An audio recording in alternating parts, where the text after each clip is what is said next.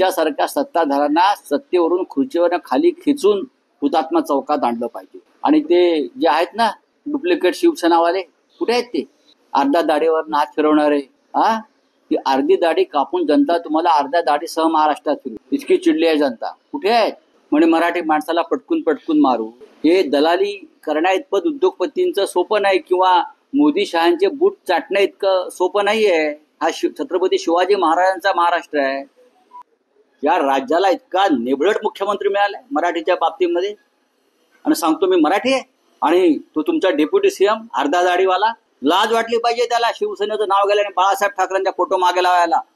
तर मनसेच्या नेत्यांची काल रात्री शिवसैनिक नाही पकडलेला आहे. सगळ्यांची मनाई करण्यात आलेली आहे. मीरा भाईंदरचा विषय अत्यंत गंभीर आहे. कोणाच्या दबावाखाली देवेंद्र फडणवीस यांनी या मोर्चाला परवानगी नाकारली? या महाराष्ट्र राज्यामध्ये मराठी माणूस मराठी भाषेसाठी मोर्चा काढू शकत नसेल तर मग त्याने हा मोर्चा कुठे काढायचा? हे आज विधानसभेत देवेंद्र फडणवीस यांनी जाहीर केलं पाहिजे. मीरा भाईंदरमध्ये सर्व पक्ष त्यांचे झेंडे बाजूला ठेवून एक प्रतिकात्मक मोर्चा काढतायत. आणि या मोर्चाची परवानगी मागितली जाते. आधी ती परवानगी देण्यासाठी चर्चा होते आणि मग परवानगी नाकारली जाते.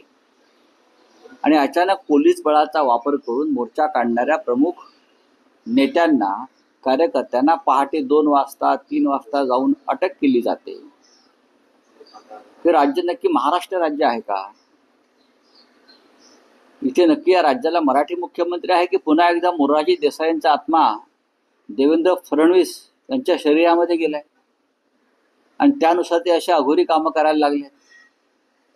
मला तर भीती वाटते की हे एक दिवस मराठी माणसावरती मोरारजी भाईप्रमाणे गोळ्या चालवून जे 106 हुतात्मे झाले त्याचा विक्रम मोडतील. अशा प्रकारचं वर्तन देवेंद्र फडणवीस करतायत. पहाटे मनसेचे प्रमुख जे कार्यकर्ते आहेत, पदाधिकारी आहेत, मी नावं पाहिली आता, अविनाश जाधव आहेत, राजू पाटील आहेत, शिवसेनेचे काही प्रमुख लोक आहेत, मयेकर त्या भागातले आमचे पदाधिकारी आहेत, इतर काही राष्ट्रवादी काँग्रेस आणि काँग्रेसचे काही पदाधिकारी आहेत, त्या सगळ्यांना नोटिसा बजावून आधी मोर्चा काढून नका आणि मग त्यांना डिटेन केलं, अटक केली. कशा करता? कोणासाठी? तुमच्यावरती कोणत्या दुबेचा दबाव आहे हे एकदा आम्हाला तुम्ही सांगायला पाहिजे. महाराष्ट्रामध्ये आम्ही आमच्या हक्कासाठी आवाज उठवू शकत नाही मराठी माणूस. आणि तुम्ही बाळासाहेब ठाकरेंचं नाव घेता. माननीय बाळासाहेब ठाकरेंनी शिवसेना स्थापन केली ती अशाच न्याय हक्कांसाठी ना. आणि तुम्ही आम्हाला सांगता की बाळासाहेबांचे विचार कसे तुम्ही सोडलेत. तुम्ही काय करताय? तुमच्यासारख्या सत्ताधाऱ्यांना सत्तेवरून खुर्चीवरून खाली खेचून हुतात्मा चौकात आणलं पाहिजे. आणि ते जे आहेत ना डुप्लिकेट शिवसेनावाले, कुठे आहेत ते? अर्ध्या दाढीवर हात फिरवणारे. ती अर्धी दाढी कापून जनता तुम्हाला अर्ध्या दाढीसह महाराष्ट्रात फिरवे, इतकी चिडली आहे जनता. कुठे आहेत? शिवसेना म्हणताय ना, आमचीच खरी शिवसेना डुप्लिकेट. मग तुम्हाला का आम्ही शहाणा विचारायला पाहिजे का? काय वक्तव्य केलं तुम्ही काल? दुबेचा किती लोकांनी निषेध केला? महाराष्ट्राविषयी अत्यंत घाणेरड्या शब्दामध्ये काल ज्या दुबेंनी वक्तव्य केलं तो भारतीय जनता पक्षाचा खासदार आणि नेता आहे. नरेंद्र मोदी आणि अमित शहाचा खास माणूस आहे निशिकांत दुबे. एकतर मुंबई आणि महाराष्ट्रामध्ये कोणत्याही हिंदी भाषिकावरती आम्ही हल्ला केलेला नाही. हे देवेंद्र फडणवीस यांनी महाराष्ट्राच्या वतीनं सांगायला पाहिजे. कोणत्याही हिंदी भाषिकाविषयी आम्ही इथे अपशब्द वापरलेला नाही. काय माहिती आहे त्या दुबेला? म्हणे मराठी माणसाला पटकून मारू. हे उद्योगपतींची दलाली करून कमिशन खोरी करण्या इतपत सोपं आहे का मिस्टर दुबे? हे दलाली करण्या इतपत उद्योगपतींचं सोपं नाही, किंवा मोदी शहांचे बूट चाटणं इतकं सोपं नाहीये. हा छत्रपती शिवाजी महाराजांचा महाराष्ट्र आहे. फेक डिग्री घेऊन हा माणूस संसदेमध्ये बसलेला आहे. Fake degree. महुआ मोहित्रांना विचारा, तिची मुलाखत घ्या. दिल्ली युनिव्हर्सिटीची फेक बनावट डिग्री, म्हणजे जसा गुरु तसा चेला. आणि तुम्ही महाराष्ट्राला आम्हाला धडे देताय. आणि या राज्याचे मुख्यमंत्री, या राज्याचं मंत्रिमंडळ, सरकार तोंडामध्ये बोळा घालून बसलाय. ते डुप्लिकेट सेनेवाले मराठी अस्मितेच्या मोठ्या गप्पा मारतात ना, हिंदुत्वाच्या आणि मराठी माणसाच्या, बाळासाहेबांच्या. लाज नाही वाटत? हा महाराष्ट्र स्वावलंबी आहे. हा महाराष्ट्र देशाचं पोट भरतो. त्या सगळ्या प्रांताचे लोक या मुंबई महाराष्ट्रात राहतात. आम्ही कोणाला त्यांचा जात प्रांत धर्म कधी विचारला नाही. कोरोना काळामध्ये उद्धव ठाकरे मुख्यमंत्री असताना तुमच्या गंगेमध्ये प्रेत तरंगत होती बेवारसपणे, तेव्हा इथे आमचं सरकार, उद्धव ठाकरे साहेबांचं सरकार, हे अख्ख्या देशाला इथे खाऊ पिऊ घालत होतं, उपचार करत होतं. विचारा तुमच्या लोकांना. तर दुबेला म्हणावं, नादात लागू नको महाराष्ट्राच्या. मग पटकनी काय ते आम्हाला दाखवावं लागेल. पळपुटे डरपोक लोक आहे ते. डरपोक. अजून हे तुमचं सरकार ऑपरेशन सिंधूर मधले ते 4 अतिरेकी शोधू शकलं नाही. हिंमत असेल ना ते मोदींना सांगा, त्यांना शोधाने बघ आमच्या अंगावर या. मला आश्चर्य वाटतंय भारतीय जनता पक्षाच्या मंत्र्यांचं. एकाने तरी या भारतीय जनता पक्षाच्या दुबेचा निषेध केला का? आम्हाला महाराष्ट्र काय आहे ते सांगू नका.